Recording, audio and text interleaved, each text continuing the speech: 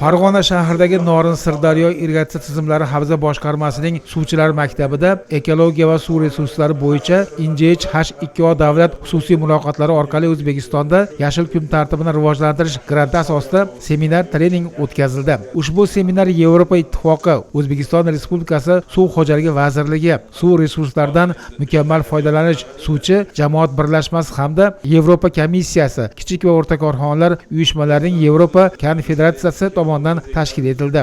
Unda loyiha mutaxassislari ishtirokchilarga suv hayot sharbati, ekologiya va suv resurslari, qishloq xo'jaligida suv tejash texnologiyalari, hududda suv resurslarini boshqarish muammolari bilan bog'liq holatlar yuzasidan ma'lumotlarni taqdim qilishdi.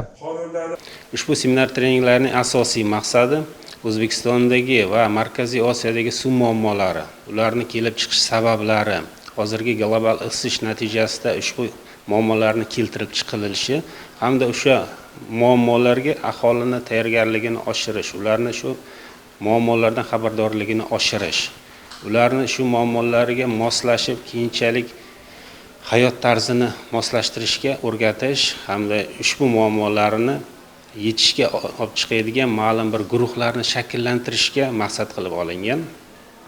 Shu uchun bu seminar treninglarimiz asosiy 3 ta bosqichda amalga oshiriladi.